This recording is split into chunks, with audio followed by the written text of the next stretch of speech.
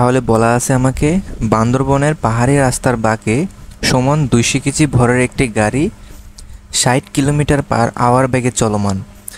এখন রাস্তার বাঁকের ব্যাসার্ধ যদি হয় 150 মিটার, তাহলে ওই রাস্তাটি 4 মিটার চওড়া এবং ভিতরের কিনারা থেকে বাইরের কিনারা 0.5 মিটার উঁচু। আমাকে গতে বের করতে বলছে রাস্তাটার কেন্দ্রমুখী বল নির্ণয় করো, গাড়িটার কেন্দ্রমুখী বল নির্ণয় করো। সো আমাদের এখানে যেই কন্ডিশনটা, সেই কন্ডিশনটা হচ্ছে এরকম যে আমার এখানে একটা বাঁকা রাস্তা আছে, বৃত্তাকার পথের রাস্তা। সেই রাস্তাকে কেন্দ্র করে একটা গাড়ি বাঁক নিতেছে। এখন গাড়ি একটা বৃত্তাকার পথে বাঁক নিতেছে, যার ভেলোসিটি হচ্ছে 60 কিলোমিটার পার আওয়ার, যেটাকে আমরা 50/3 মিটার পার সেকেন্ড লিখতে পারি।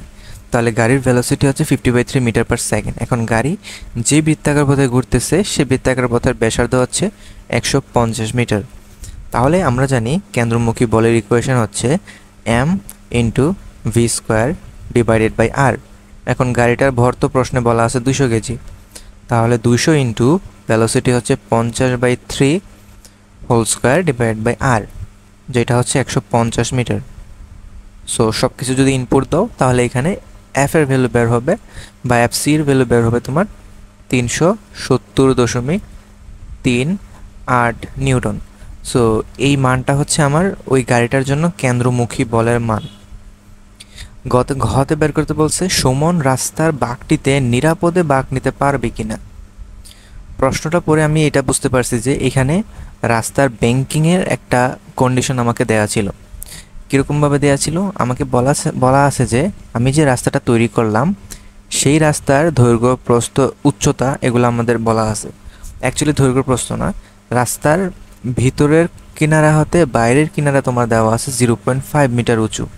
অর্থাৎ এই অংশটা যদি তোমার রাস্তার ভিতরের কিনারা হয় এবং এই অংশটা ধরো তুমি রাস্তার বাইরের কিনারা যদি চিন্তা করো, ঠিক আছে, তাহলে এই অংশটা হচ্ছে রাস্তার বাইরের কিনারা। তাহলে ভিতরের প্রান্ত থেকে বাইরের প্রান্ত 0.5 মিটার উচ্চতায় আছে এবং রাস্তার চওড়া হচ্ছে কত মিটার? 4 মিটার। এখন রাস্তার চওড়া বলতে আমরা বুঝতেছি কি, রাস্তার যেই অংশটা দৃশ্যমান বাইরে থেকে, সেই অংশটার তোমার প্রস্থ হচ্ছে 4 মিটার। এখন ভিতরের যেই নিচের যেই এই বাহুটা কিন্তু মাটির নিচে আছে বা রাস্তার নিচে মাটি খুঁড়ে তোমাকে দেখতে হবে এই দৈর্ঘ্যটা। সো রাস্তার চওড়া বলতে আমরা বুঝি যেই অংশটা রাস্তার দৃশ্যমান আছে সেই অংশটা। তার মানে এই অংশটার মান হচ্ছে 4 মিটার। তাহলে যেহেতু আমি একটা রাস্তা তৈরি করে ফেলছি এবং সেই রাস্তা তৈরি করার সময় মেজারমেন্ট একটা ফিক্সড নিতে হয়, সেই মেজারমেন্ট তুমি চাইলে কখনোই নিজের ইচ্ছা মতো চেঞ্জ করতে পারবা না। তাহলে এই মেজারমেন্ট থেকে তুমি যখন থিটার মানটা বের করবা, সেই থিটাটা যদি বের করতে চাও, সেটা হবে sine theta is equals to 0.5 divide by 4 বা থিটা ইকুয়ালস 7.18 ডিগ্রি। তাহলে এই যে ব্যাংকিং কোণ একটা বের করছো তুমি, এই ব্যাংকিং কোণ হচ্ছে তোমার একটা প্রকৃত ব্যাংকিং কোণ। প্রকৃত ব্যাংকিং কোণ মানে কি, তোমার যে রাস্তার যে ব্যাংকিং কোণটা সেটা সবসময় 7.18 ডিগ্রি থাকবে। সো এই ব্যাংকিং কোণ অনুযায়ী তোমার এই রাস্তার একটা নির্দিষ্ট ভেলোসিটি ফিক্সড হবে।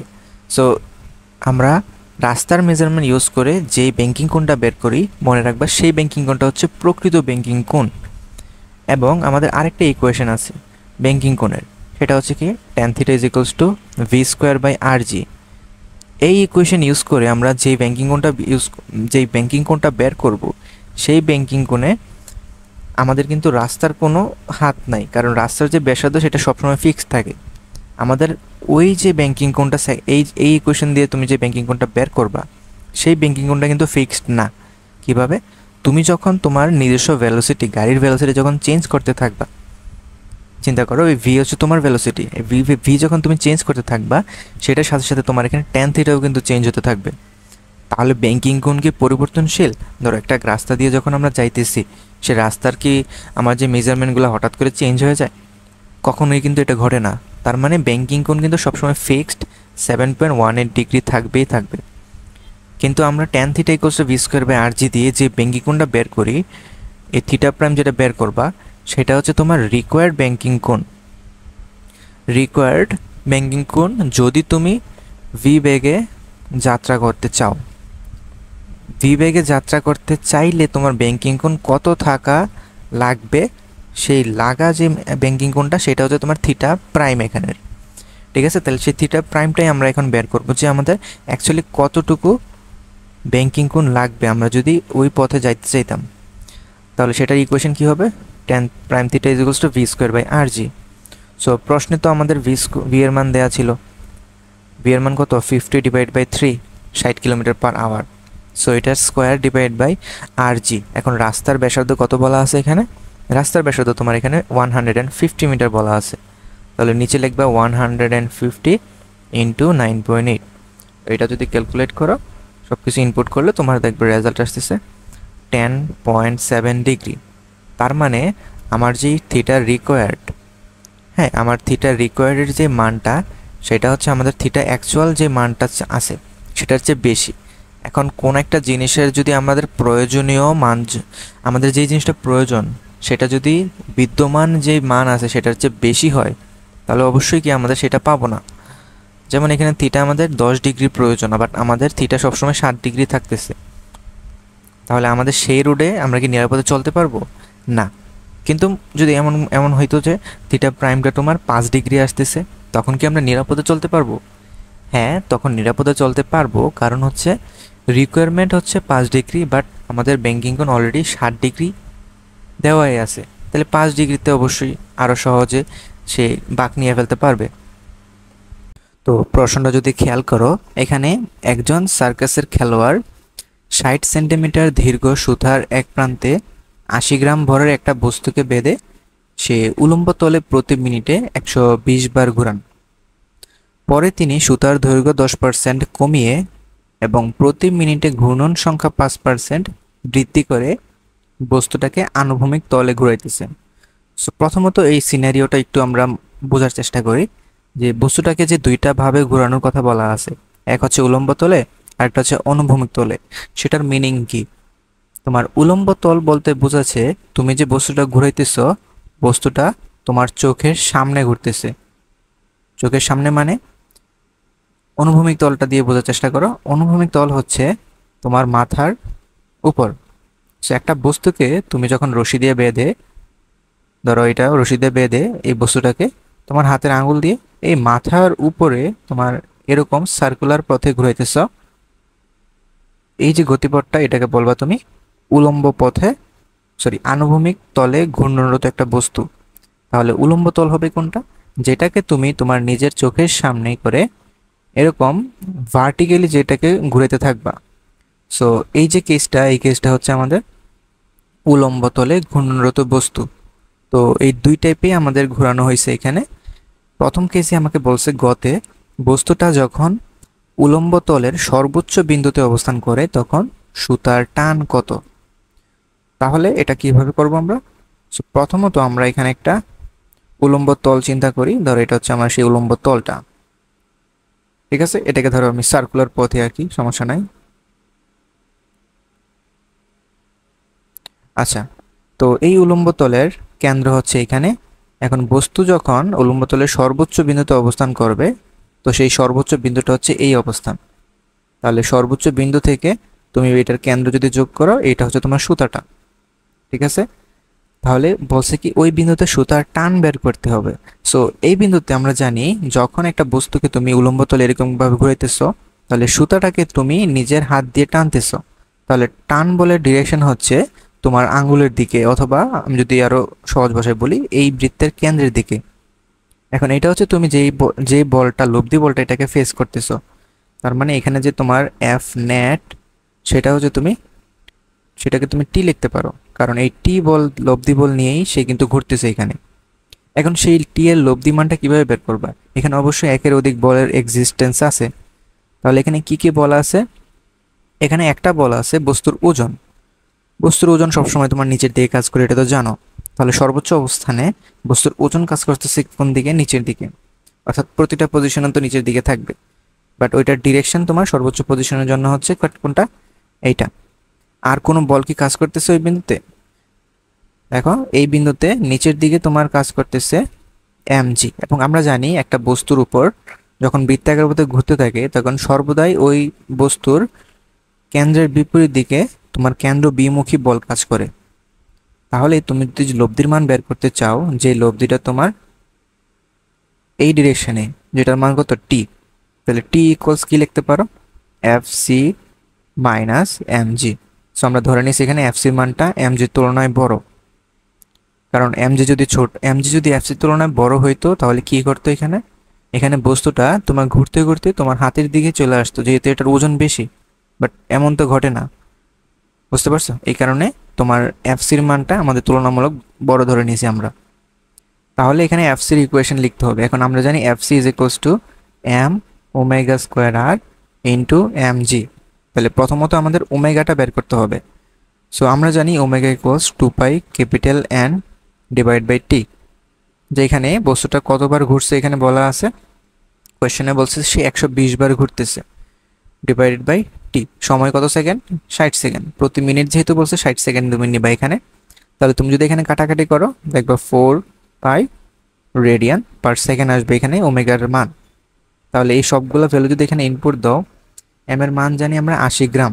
সো এটাকে কেজিতে নিয়ে গেলে 0.08 কেজি মাইনাস ওমেগার মান হচ্ছে 4 পাই স্কোয়ার ইন্টু আমার ব্যাসার্ধ হচ্ছে কত, এই বস্তুটার ক্ষেত্রে ব্যাসার্ধ খেয়াল করো, সুতার দৈর্ঘ্য যতটুকু সেটাই কিন্তু তোমার এখানে ব্যাসার্ধ, তার মানে 0.6 মিটার মাইনাস অভিকর্ষ ত্বরণ 9.8।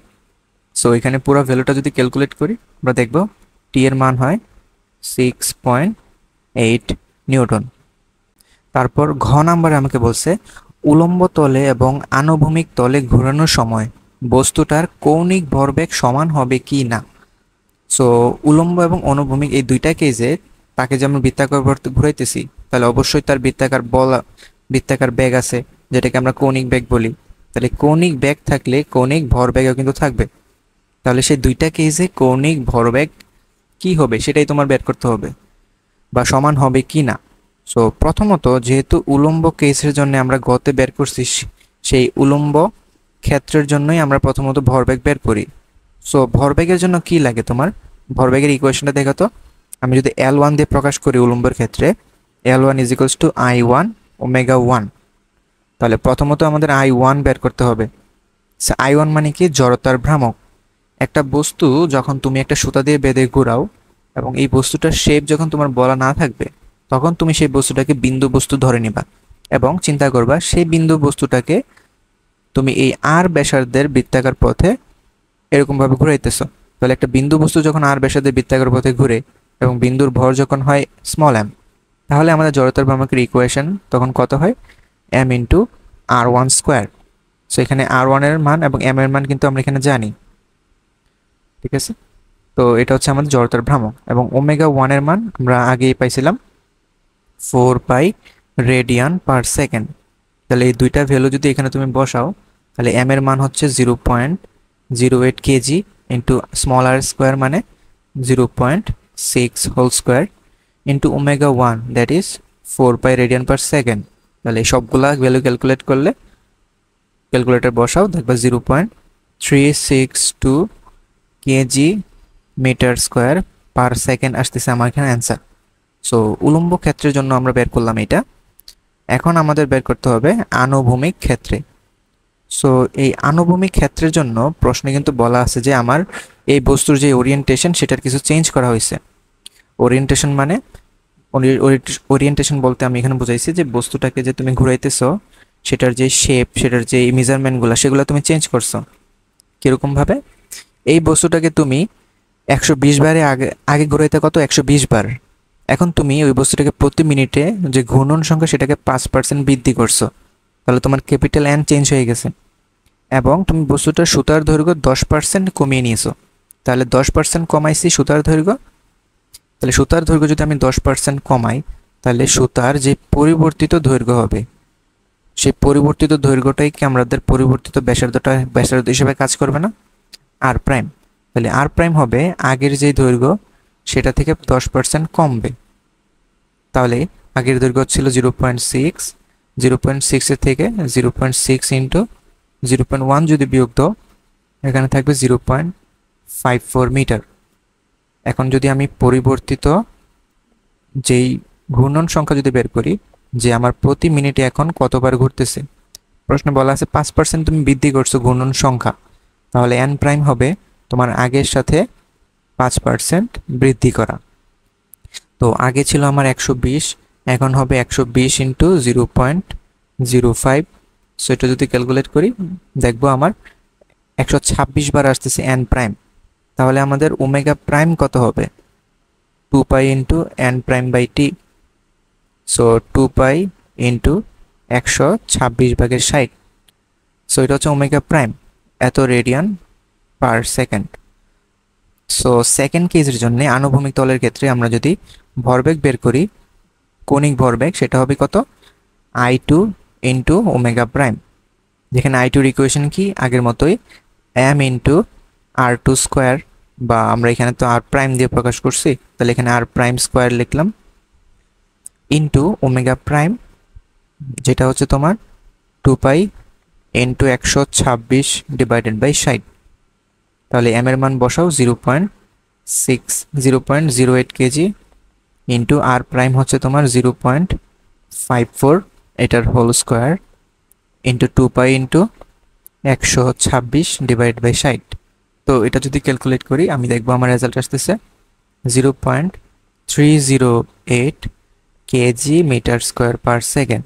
তার মানে প্রথমটার রেজাল্ট আসছে 0.362, তারপরেটা আসছে 0.308। দুইটা মান কি সমান? দুইটা মান কিন্তু সমান না। যদিও দেখো দশমিকের পরে দ্বিতীয় ঘরে যে চেঞ্জ হইতেছে, তারপরও আমরা এটাকে সমান বলবো না, ঠিক আছে? এটার কারণ হচ্ছে তোমার যখন একটা বড় একটা মান থাকবে, যেমন 1000.362 এবং 1000.308, এরকম যখন বড় সংখ্যার দশমিকের পরে যে তোমার চেঞ্জ হইতো, তখন সেটাকে রাফলি তুমি সমান বলতে পারতা।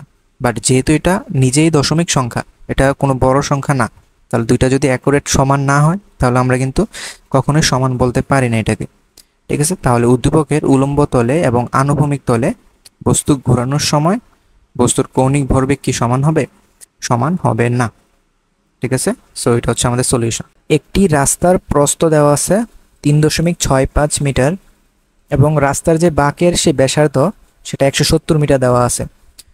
এখন একটা সতর্কতা বোর্ডে, অর্থাৎ রাস্তার পাশে দিয়ে যেই সাইনবোর্ডগুলো লাগানো থাকে না, যে তুমি এত ভেলোসিটির বেশি যাইতে পারবা না এই রাস্তায়, সেখানে তোমার রাস্তার যে সর্বোচ্চ গতিসীমা সেটা দেওয়া ছিল 30 কিলোমিটার পার আওয়ার, ঠিক আছে? এখন একজন বাইক চালক উক্ত রাস্তার বাঁকে, সেই বাঁকে 60 কিলোমিটার পার আওয়ার বেগে মোটর চালাতে ইচ্ছুক। সো গতে বের করতে বলছে তোমার রাস্তার ভিতরের অপেক্ষায় বাইরের প্রান্ত কত অংশ উঁচু, সেটা তোমার বের করতে হবে। আচ্ছা, এখন কিভাবে বের করবা এটা? সেটার জন্য তোমার রাস্তার কিছু ক্রাইটেরিয়া সম্পর্কে একটু জানা উচিত, রাস্তার মেজারমেন্টগুলো একটু জানো। ধরো আমি একটা রাস্তা তৈরি করলাম, সেই রাস্তায় আমি একটা বাঁকে, খুবই বড় ব্যাসার্ধের একটা বাঁক, সেই বাঁককে যদি আমি নিরাপদে গাড়ি চালাতে চাই তাহলে আমাকে সেখানে অবশ্যই ব্যাংকিং যুক্ত করে রাস্তাটা তৈরি করতে হয়। এখন রাস্তায় যখন আমি ব্যাংকিং তৈরি করি, সেটা কিভাবে তৈরি করি? অ্যাকচুয়ালি আমার রাস্তার ভিতরের প্রান্ত থেকে বাইরের প্রান্তটা কিছু কিছু পরিমাণ উঁচু বানায়া তারপর এখানে পিচ ঢালাই দিই। সো এটা বানানোর পরে আমরা কি করি, এখানে পিচ ঢালাইটা দেওয়ার পরে আমাদের যে রাস্তাটা তৈরি হয়ে যায়। এখন এই রাস্তার ভিতরে যখন আমরা তৈরি করলাম রাস্তাটা, ভিতরের প্রান্তটা থেকে বাইরের প্রান্তকে ধরো h হাইটে তুমি তৈরি করছো রাস্তা, এবং এই যে রাস্তার যে প্রস্থ, সেই প্রস্থটা তুমি চিন্তা করো, রাস্তার যেই প্রশস্তটা সেটা দেওয়া আছে প্রশ্নে 3.65 মিটার, বাট এটাকে আমরা ধরো ডি চিন্তা করলাম। তাহলে আমি যে রাস্তাটা তৈরি করলাম, হ্যাঁ, সেই রাস্তার ডি এবং এইচ কখনোই কি চেঞ্জ হবে? আমি যদি কম ভেলোসিটিতে আসি বা বেশি ভেলোসিটি নিয়ে গাড়ি চালাই রাস্তার উপর দিয়ে, আমার রাস্তার মেজারমেন্টগুলো কিন্তু চেঞ্জ হবে না।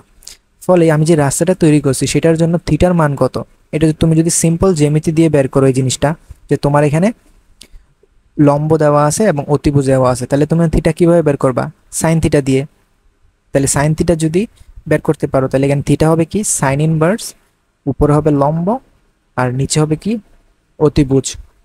তাহলে এই ইনফরমেশন থেকে সাইন ইনভার্স h/d, h এর মান আমরা জানি না ডি এর মান 3.65। এটা থেকে আমি যে থিটাটা বের করতে পারবো সেটা তো আমাদের কি ব্যাংকিং কোণ হবে না? এখন এই ব্যাংকিং কোণটা কি অ্যাকচুয়াল ব্যাংকিং কোণ নাকি না? সো অ্যাকচুয়াল বলতে কি বোঝাইছে তাহলে আমি এখানে? কারণ হচ্ছে তোমার এখানে ব্যাংকিং কোণের কিন্তু বইয়ে দেখবা আরেকটা ইকুয়েশন আছে। ব্যাংকিং কোণের আরেকটা ইকুয়েশন কি? tan theta is equals to V square by R G. এই ইকুয়েশনটার ভিতরে খেয়াল করো প্যারামিটারগুলা। থিটা তো তোমার ব্যাংকিং কোণ মিন করতেছে বুঝলাম, সমীকরণের বাম পাশে ব্যাংকিং কোণ আছে। বাট সমীকরণের ডান পাশে কি আছে? সমীকরণের ডান পাশে আছে তোমার রাস্তার ব্যাসার্ধটা এবং তোমার যে গাড়ির ভেলোসিটি সেটা। এখন একটা রাস্তা যখন তুমি তৈরি করো সেই রাস্তার ব্যাসার্ধ তো কখনোই চেঞ্জ হয় না। তাহলে রাস্তার ব্যাসার্ধ চেঞ্জ না হইলে এখানে আর তুমি চেঞ্জ করতে পারবা না। তাহলে আর কনস্ট্যান্ট, জি হচ্ছে কনস্ট্যান্ট, আমরা জানি অভিকর্ষ ত্বরণ কনস্ট্যান্ট। তাহলে এখানে কি ভেলোসিটি কি কনস্ট্যান্ট? না। এই যে ভেলোসিটিটা, এই ভি ভেলোসিটি হচ্ছে আমরা কোন বেগে যাইতেছি, অর্থাৎ আমরা কোন বেগে যাত্রা করি সেই ব্যাগটাই হচ্ছে আমাদের এখানে কি স্মল ভি। তাহলে আমরা যে বেগে যাত্রা করি এটা তো আর কনস্ট্যান্ট না। এখন এটা যদি কনস্ট্যান্ট না হয়, ভিন্ন ভিন্ন হয়, তাহলে তোমার ট্যান থিটার মানও কি ভিন্ন ভিন্ন হবে না? ট্যান থিটার মান ভিন্ন ভিন্ন হওয়ার মানে কি তোমার থিটার যেটা সেটাও কি হওয়া, ভিন্ন হওয়া। এখন তুমি যখন একটা রাস্তা তৈরি করে ফেলছো সেই রাস্তার কি ব্যাংকিং কোণ ভিন্ন ভিন্ন হওয়া পসিবল? ভিন্ন ভিন্ন হওয়া মানে কি বোঝায়? যে তোমার এই যে রাস্তার যে থিটার মানটা সেটা কন্টিনিউয়াসলি চেঞ্জ হইতেছে। তাহলে রাস্তার উচ্চতা কি কন্টিনিউয়াসলি চেঞ্জ হতে থাকে? এমন কিন্তু ঘটে না। তাহলে যদি এমন না ঘটে তার মানে আমরা এই ইকুয়েশন দিয়ে যে থিটাটা বের করব সেই থিটাটা অ্যাকচুয়ালি রাস্তার ব্যাংকিং কোণ না। সো এটা কোন ধরনের ব্যাংকিং কোণ এই জিনিসটা মনে রাখতে হবে। সো মনে রাখো জিনিসটা এরকম, tan theta is equals to V square by R G. এই ইকুয়েশন দিয়ে যখন তুমি থিটা বের করবা এই থিটা তোমাকে যে ইনফরমেশনটা দিবে সেই ইনফরমেশনটা হচ্ছে তোমার প্রয়োজনীয় ব্যাংকিং কোণ। সো কোন প্রয়োজনীয় ব্যাংকিং কোণ? যেই ব্যাগে তুমি জ্বালাতে চাও, যে ভি ভেলোসিটিতে তুমি এই রাস্তায় ছুটে আসতেছ, সেই ভি বেগে চলার জন্যে তোমার যে রাস্তার ভিতরে ব্যাংকিং কোণের প্রয়োজন সেটা হচ্ছে এই থিটার মানটা। এবং আরেকটা ইকুয়েশন যেটা ছিল আমাদের, যে sine theta is equals to H by D. এই ইকুয়েশন থেকে আমরা যে থিটা বের করি সেটা হচ্ছে আমাদের প্রকৃত যে ব্যাংকিং কোণ সেই মানটা, যেটা কখনোই চেঞ্জ হবে না। তাহলে এই কোণটা কখনোই যেহেতু চেঞ্জ না হয়, তাহলে এই ফিক্সড যে ভ্যালুটা সেই ফিক্সড ভ্যালুটার যদি বেশি তোমার রিকোয়ারমেন্ট হয়, অর্থাৎ থিটা রিকোয়ারমেন্ট এটা যদি আমার বেশি হয় আমার অ্যাভেলেবল থেকে, তাহলে কি আমি সেখানে নিরাপদে চলতে পারবো? সেখানে কিন্তু নিরাপদে চলা যাবে না। ঠিক আছে? তাহলে এটা কখনো নিরাপদ হওয়া সম্ভব যখন থিটা রিকোয়ার্ডের যে ভ্যালুটা সেটা আমার অ্যাভেলেবেলের সমান হবে অথবা এটার ছোট হবে। ঠিক আছে? তার মানে এখন আমরা বুঝতে পারলাম যে কোন সূত্র দিয়ে কোনটা বের করবো আমরা। তাহলে প্রশ্নে যে গাড়ির সর্বোচ্চ গতিসীমা 30 কিলোমিটার পার আওয়ার নির্দেশিত আছে, তাহলে সেই ব্যাগটা অ্যাকচুয়ালি কিভাবে বের করছে? সেই ব্যাগটা একটা ফিক্সড ভেলোসিটি, যে তুমি এই ভেলোসিটির বেশি এই রাস্তায় চলতে পারবা না। তাহলে সেই ফিক্সড ভেলোসিটির জন্য তোমার ব্যাংকিং কোণের মানটা কি ফিক্সড থাকবে না? ব্যাংকিং কোণের মান যদি ফিক্স থাকে তার মানে তুমি এই tan theta is equal to V square by R G এই সূত্র দিয়ে ওইটা বের করবা, ঠিক আছে। বাট এই যে থিটাটা, সেই থিটাটা অ্যাকচুয়ালি তোমার প্রকৃত যে ব্যাংকিং কোণের থিটা সেটা হবে। তার মানে প্রশ্ন মতে আমরা যদি লিখি tan theta is equal to V square by R G, এখান থেকে যদি আমি থিটা বের করি, velocity square tan inverse velocity হচ্ছে 30 কিলোমিটার পার আওয়ার, এটা থেকে আমরা মিটার পার সেকেন্ডে নিব, নেওয়ার পর স্কোয়ার করব। স্কোয়ার করে আমি নিচে লিখব আর ইন্টু জি। তো আমরা করি এই পার্টটা করি, tan inverse V square. So 30 কিলোমিটারকে তুমি মিটার পার সেকেন্ডে নিলে তোমার ভেলোসিটি হবে 8.33 স্কোয়ার। আর ব্যাসার্ধ প্রশ্নে দেওয়া ছিল 170 মিটার, এটার সাথে 9.8 গুণ দিব আমরা, তাহলে আমরা থিটা পেয়ে যাব 2.4 ডিগ্রি। সো এই যে থিটা কোনটা বের হইলো, এটা আমাদের কি বের হয়েছে? অ্যাকচুয়াল থিটাটা বের হয়েছে, যেটা সবসময় কনস্ট্যান্ট থাকবে। ঠিক আছে? তাহলে এই অ্যাকচুয়াল থিটাটা কি আমরা এখানে যে আমরা জ্যামিতিটা আঁকলাম সেই জ্যামিতি থেকে ক্যাপিটাল এইচ এর মান বের করতে পারি না? অবশ্যই বের করা যায়। খেয়াল করো, এই ইকুয়েশন থেকে আমাদের যদি এখন ক্যাপিটাল এইচ দরকার হয় সেটা আমরা কিভাবে বের করতে পারবো, D into sine theta. So D এর মান প্রশ্নে বলা আছে রাস্তাটা কতটুকু প্রশস্ত, 3.65। সো 3.65 ইন্টু সাইন 2.4 ডিগ্রি, এটা যদি ক্যালকুলেট করো দেখবা 0.153 মিটার হয় তোমার হাইট, যেটা মিন করতেছে যে উদ্দীপকের যে বাঁকে সেটা রাস্তার ভিতরের প্রান্ত থেকে তোমার বাইরের প্রান্ত 0.153 মিটার উঁচু।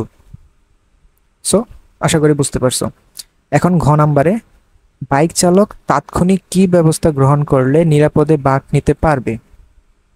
সো প্রশ্নতে বুঝতে পারতেছো এখানে কি মিন করছে তোমাকে, যে বাইক চালক সে কিন্তু তোমার এখানে যেই একটা লিমিট দেওয়া ছিল 30 কিলোমিটার পার আওয়ার, সেটা কিন্তু সে মানে নাই। ঠিক আছে, এখন 30 কিলোমিটার পার আওয়ারের জন্য তোমার একটা রাস্তার একটা ব্যাংকিং কোণ ছিল না আলাদা করে। আমার যে রাস্তার 30 কিলোমিটার পার আওয়ার, সেটার জন্য কিন্তু আমার রাস্তাটা একটা ফিক্সড অ্যাঙ্গেলে থাকতে হয়। সেই ফিক্সড অ্যাঙ্গেলটা কত, গতে বের করছি আমরা 2.4 ডিগ্রি।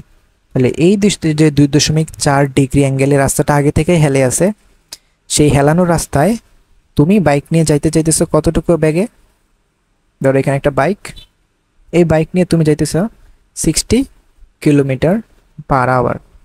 60 কিলোমিটার পার আওয়ার, এই যে ভেলোসিটি ভি প্রাইম, সেটা মিটার পার সেকেন্ডে নিলে হয় 16.67 মিটার পার সেকেন্ড। তাহলে এই ভেলোসিটি নিয়ে তুমি যদি বাইকটাকে একেবারে সোজা যদি এই রাস্তা দিয়ে চালাতে চাও, তাহলে কি এটা সম্ভব? এটা কিন্তু সম্ভব না।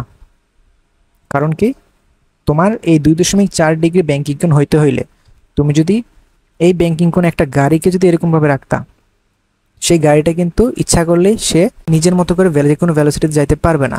তার জন্য যে হাইয়েস্ট ভেলোসিটির লিমিট, সেটা কিন্তু প্রশ্নে বলাই ছিল যে কত metre per second, 30 kilometre per hour. So গাড়ির জন্য এটা হচ্ছে তোমার লিমিট, বাট বাইকের জন্য এটা কি তোমার সম্ভব? এটা কিন্তু সম্ভব। এবং সম্ভব কিভাবে সেটাই তোমার বের করতে হবে, যে সে যদি তাৎক্ষণিক কোনো একটা ব্যবস্থা গ্রহণ করে তাহলে তাকে নিরাপদে বাঁক অতিক্রম করাইতে হবে। তো এখন আমি জিনিসটা ব্যাখ্যা করতেছি।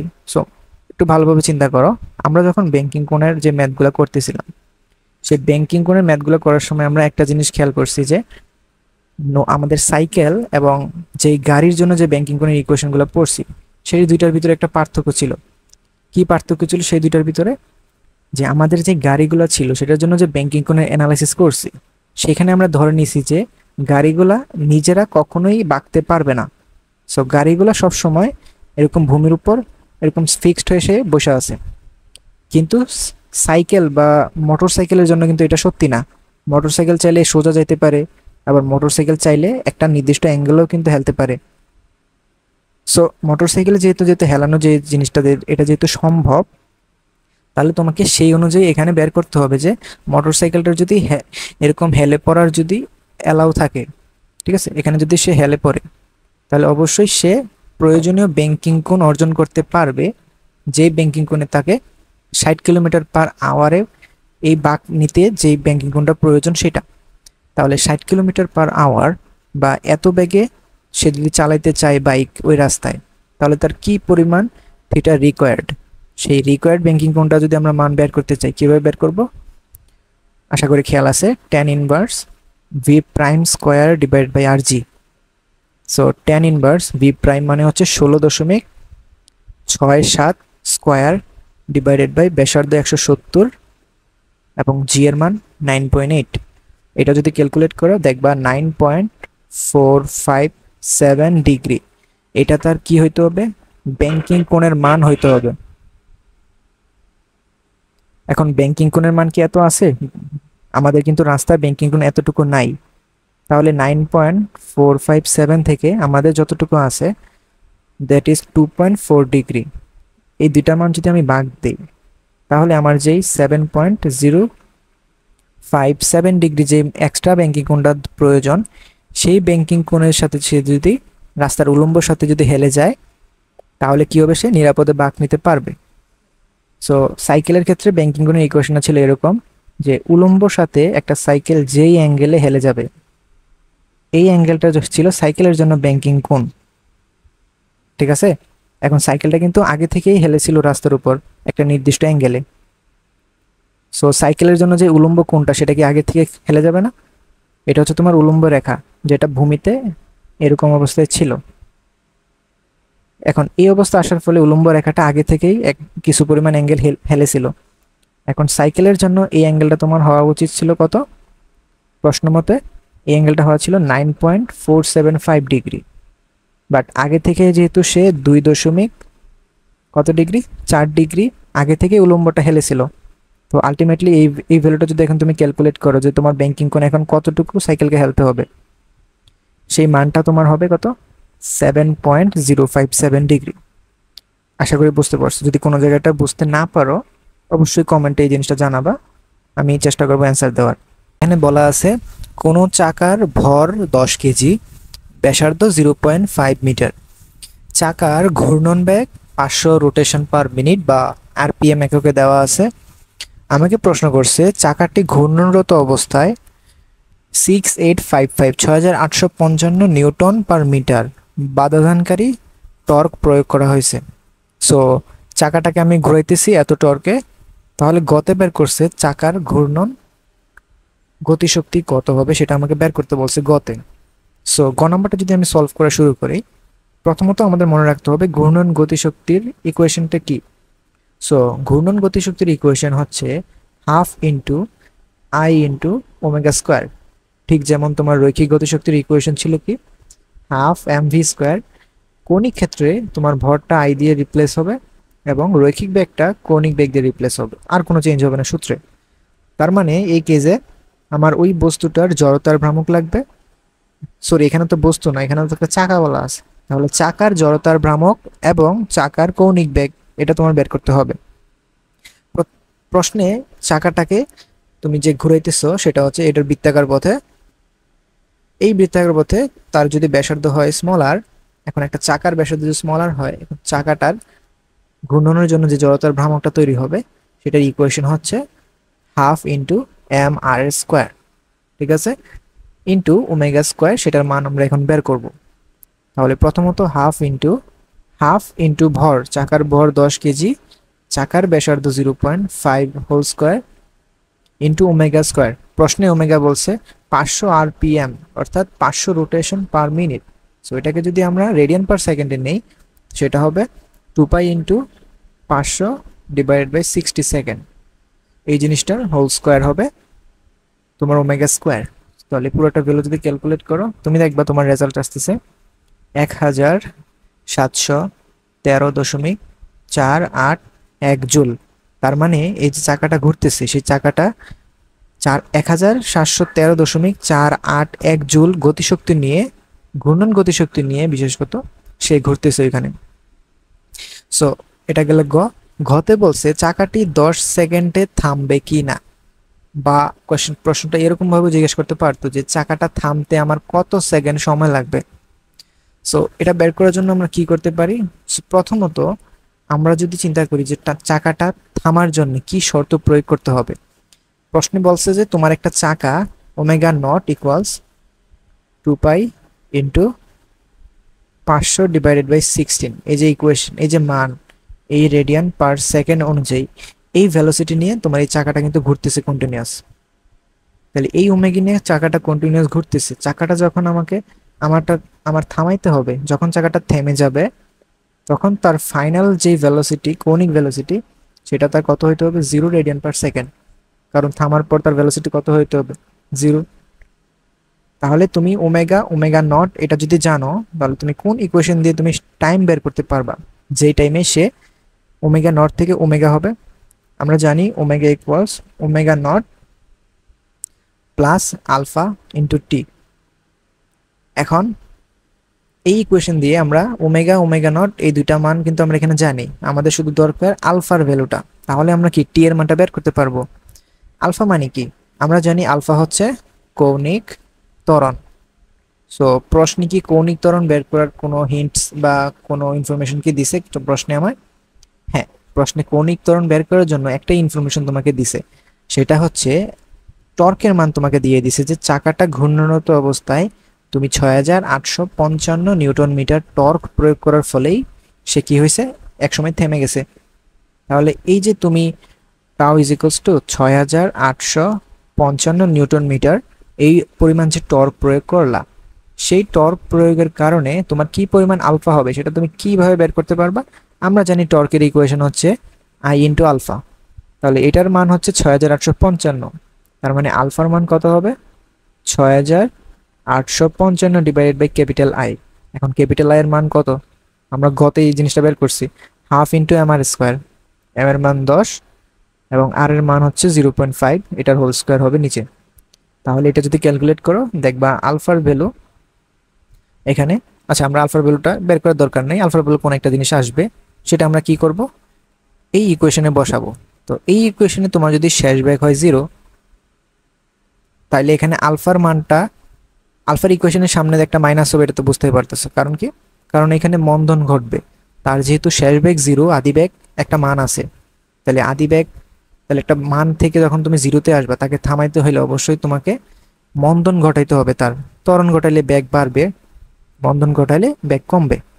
তাহলে এটা যদি তোমার মাইনাস চিহ্ন যদি এটা সামনে ইকুয়েশনে আসে, তাহলে তোমার ইকুয়েশনটা দেখতে এরকম হইতো আর কি, omega equals omega naught minus alpha T. এখন ওমেগার মান যদি হয় 0, তার মানে তোমার টি এর মান হবে omega not divided by alpha. তাহলে আমাদের এখানে টি হবে কত? Omega naught divide by alpha. So এখন ওমেগা নটের ভ্যালু কত? ওমেগা নটের ভ্যালু আছে এই যে মানটা, এইটা হচ্ছে ওমেগা নট, এবং আলফার ভ্যালু কত? 6855 ডিভাইড বাই ক্যাপিটাল আই, যেটা সেটা হচ্ছে তোমার আলফার মান। সো এই দুইটা ভ্যালু যদি এখানে পুট করো তাহলে এখানে টাইমের ভ্যালু বের হবে, এবং টাইমের ভ্যালু বের হলে দেখবা টাইমের ভ্যালুটা যেটা আসতেছে সেটা হচ্ছে 9.55 ইন্টু 10⁻³ সেকেন্ড সামথিং আসতেছে অ্যান্সার। তাহলে এই সময়টা কি তোমার 10 সেকেন্ড? অবশ্যই 10 সেকেন্ড না। তাহলে আমার যেই চাকাটা সেটা কি 10 সেকেন্ডে থামবে? 10 সেকেন্ডের আগেই সে কি হবে? থেমে যাবে, কারণ তার থামতে লাগবে 9.5 ইন্টু 10⁻³ সেকেন্ড। এখানে দেওয়া আছে একটা বস্তু 500 কেজি ভরের বস্তু, তার ভেলোসিটি 30 মিটার পার সেকেন্ড, সে অন্য একটা বস্তুর দিকে আসতেছে যে স্থির অবস্থায় আছে, অর্থাৎ তার ভেলোসিটি 0 মিটার পার সেকেন্ড। এখন তার ভর দেওয়া আছে প্রশ্নে 200 কেজি। এখন সংঘর্ষের পূর্বে যদি তাদের এই কন্ডিশন হয় এবং সংঘর্ষের পরে তারা যদি দুইজন মিলিত বস্তুর মতো কাজ করে, যে দুইজন একই ভেলোসিটিতে সামনের দিকে যাইতে থাকে, তাহলে আমাকে বের করতে বলছে গতে উপরের চিত্রের ভি এর মান বের করো, অর্থাৎ আমার যে মিলিত বেগটা সেই মিলিত বেগের মান কত। সো এই মিলিত বেগ ভি কিভাবে বের করব? আমরা জানি যেহেতু সংঘর্ষ ঘটছে এখানে, এবং সংঘর্ষ ঘটলে তুমি যদি সংঘর্ষটা সম্পর্কে একেবারে কনফার্ম না হও যে এই সংঘর্ষটা কি তোমার স্থিতিস্থাপক সংঘর্ষ নাকি অস্থিতিস্থাপক সংঘর্ষ, তুমি চাইলেই যে কোনো ইকুয়েশন এখানে বসাতে পারো না। তোমাকে সংঘর্ষ স্থিতিস্থাপক অস্থিতিস্থাপকের ভিত্তিতে বিভিন্ন সূত্র বসাইতে হয়। যেমন আমি যদি বলি, তুমি যদি এখানে গতিশক্তি সংরক্ষণশীলতা সূত্র অ্যাপ্লাই করতে চাও প্রথমেই, সেটা কিন্তু তুমি করতে পারবা না, কারণ তুমি জানো না এখানে স্থিতিস্থাপক সংঘর্ষ ঘটছে নাকি ঘটে নাই। যেহেতু আমরা জানি না স্থিতিস্থাপক সংঘর্ষ ঘটছে কি ঘটে নাই, তাহলে আমাদের উভয় কেসে, অর্থাৎ স্থিতিস্থাপক সংঘর্ষ ঘটক বা না ঘটুক, দুই কেসে ইউজ করা যায় এমন একটা সূত্র ইউজ করতে হবে, যেটা হচ্ছে আমাদের ভরবেগ সংরক্ষণশীলতার সূত্র। তাহলে এই ভরবেগ সংরক্ষণশীলতার সূত্র যদি আমরা এখানে অ্যাপ্লাই করি, তাহলে আমরা এখানে ভি ভেলোসিটির মান বের করতে পারবো। সেটা কিভাবে? সো ভরবেগ সংরক্ষণশীলতার সূত্রটা কি? আমরা জানি ভরবেগ সংরক্ষণশীলতার সূত্র হচ্ছে কোনো একটা সংঘর্ষ যখন সংঘটিত হবে দুইটা বস্তুর মধ্যে, তো সেই সংঘর্ষের পূর্বে এবং পরে যেই কন্ডিশনে তারা থাকবে, সেই কন্ডিশনের যে মিলিত যে টোটাল ভরবেগ থাকবে সেটার যোগফল সবসময় কি হবে? সমান থাকবে। তার মানে সংঘর্ষের পূর্বে 500 কেজি ভরের বস্তুর যে ভেলোসিটি সেটা ছিল কত? 30 metre per second, plus 200 KG ভরের বস্তুর বেগ ছিল 0 মিটার পার সেকেন্ড, এবং সংঘর্ষের পরে তারা উভয় কি একই ডিরেকশনে যাত্রা শুরু করছে। তার মানে 500 প্লাস 200 এটা হচ্ছে তাদের মিলিত ভর, এবং ভি হচ্ছে তাদের মিলিত বেগ। এখন যেহেতু তোমার সবগুলো এই দুইটা কেসে সংঘর্ষের পূর্বে এবং সংঘর্ষের পরে তোমার ভেলোসিটির ডিরেকশন কখনোই চেঞ্জ হয় নাই, এই কারণে আমাদের এখানে ইকুয়েশনে কোথাও প্লাস মাইনাসের ঝামেলা হয় নাই। বাট এখানে যদি ভেলোসিটি ভিন্ন ভিন্ন থাকতো তখন কিন্তু আমাদের এখানে প্লাস মাইনাসের দিকে একটু নজর দেওয়া লাগতো, যে কোনটার সামনে প্লাস কোনটার সামনে মাইনাস দিব আমরা। যদি কোনো একটা ডিরেকশনে, নির্দিষ্ট ডিরেকশনে যদি কোনো একটা ভ্যালুকে আমরা পজিটিভ ধরি, এর বিপরীত ডিরেকশনে যদি কোনো ভ্যালোসিটি থাকতো, সে সাপোজ এই 200 কেজি বরের বস্তু যদি তোমাকে এখানে v1 ভ্যালোসিটিতে যদি সামনের দিকে যাইতো, তখন তুমি কি করতে, এখানে এই v1 ভ্যালোসিটির যেই বস্তু সেটার জন্য যে ভরবেগ বের করবা সেটার ক্ষেত্রে মাইনাস ইউজ করতে হবে সামনে, যদি তুমি এই পজিটিভ এক্স ডিরেকশনে পজিটিভ ধরো। ওকে, তাহলে এখানে ভ্যালুটা যদি ক্যালকুলেট করো তাহলে এখান থেকে v এর মান বের হয়ে যাবে 21.43 মিটার পার সেকেন্ড। তো এটা হচ্ছে গয়ের সলিউশন। এখন ঘতে বলছে কি, গতে সেটাই জিজ্ঞেস করছে আমরা যেটা একটু আগে আলোচনা করতেছিলাম, যে এই সংঘর্ষটা কি অ্যাকচুয়ালি স্থিতিস্থাপক সংঘর্ষ নাকি একটা অস্থিতিস্থাপক সংঘর্ষ, এটা আমরা গাণিতিকভাবে বিশ্লেষণ করে দেখাইতে হবে। এখন আমরা জানি একটা বস্তু স্থিতিস্থাপক বা অস্থিতিস্থাপক যেটাই হোক না কেন, সে তো ভরবেগের সংরক্ষণশীলতা নীতি মানে। তো সে যদি ভরবেগের নীতি সংরক্ষণশীলতা নীতি মানে, তাহলে তুমি যদি সেই এখানে যদি ভরবেগ সংরক্ষণ থাকে কিনা সেটা বের করে যদি টেস্ট করতে চাও, তাহলে সে অবশ্যই কি ভরবেগ সংরক্ষণ থাকবে। বাট ভরবেগ সংরক্ষণ থাকলে আমরা কি বলতে পারবো এটা স্থিতিস্থাপক নাকি অস্থিতিস্থাপক? বলা সম্ভব না, কারণ সে ভরবেগ কিন্তু দুই ক্ষেত্রেই কিন্তু মানে। তাহলে আমাদের স্থিতিস্থাপক অস্থিতিস্থাপক মাপার জন্য আমরা দেখব যে আমাদের গতিশক্তি সংরক্ষণশীল থাকে কিনা। আমাদের যদি গতিশক্তি সংরক্ষণশীল থাকে তাহলে আমরা বলবো কি সংঘর্ষটা স্থিতিস্থাপক, আর যদি গতিশক্তি সংরক্ষণ না থাকে তাহলে আমরা বলবো কি সেটা একটা অস্থিতিস্থাপক সংঘর্ষ। তাহলে প্রথম কাজ হচ্ছে আমাদের এই বস্তুর সংঘর্ষের পূর্বে মোট গতিশক্তি বের করা। তো সংঘর্ষের পূর্বে মোট গতিশক্তি হবে হাফ ইন্টু পূর্বে বস্তুর ভর কত গ্রাম, কত কেজি ছিল, 500 কেজি। এখন 500 কেজি ভরের বস্তুর ভেলোসিটি ছিল 30 মিটার পার সেকেন্ড স্কোয়ার। তাহলে এটা হচ্ছে প্রথম বস্তুর গতিশক্তি। দ্বিতীয় বস্তুর গতিশক্তি কত, হাফ ইন্টু 200 ইন্টু ওই বস্তুর কোনো ভেলোসিটি ছিল না। তাহলে সংঘর্ষের পূর্বে তোমার মোট গতিশক্তি সেটা ক্যালকুলেট করলে সেটা হবে 225,000 জুল বা 225 কিলোজুল। ঠিক আছে, সো সংঘর্ষের পূর্বে বের করা হয়ে গেলে এখন আমরা বের করব সংঘর্ষের পরবর্তীতে কি হইতেছে। এখন সংঘর্ষের পূর্বে তুমি যদি টোটাল গতিশক্তি বের করতে চাও, আমি একটু মুছে নেই এটাকে। সংঘর্ষের পরে টোটাল গতিশক্তির জন্য ইকুয়েশন সেম, হাফ ইন্টু সংঘর্ষের পরে টোটাল ভর সেটা কত, দুইটা যেহেতু মিলিত বস্তু হয়ে গেছে তাহলে টোটাল ভরও এখানে কি হয়ে যাবে, মিলিত হয়ে যাবে। 500 ইন্টু 200 এটা হচ্ছে তাদের ভর। আর ভেলোসিটি কত সংঘর্ষের পরে, এটা কিন্তু গতে বের করছো 21.43, তাহলে 21.43 স্কোয়ার। এটা যদি ক্যালকুলেট করো দেখবে এটার মান হবে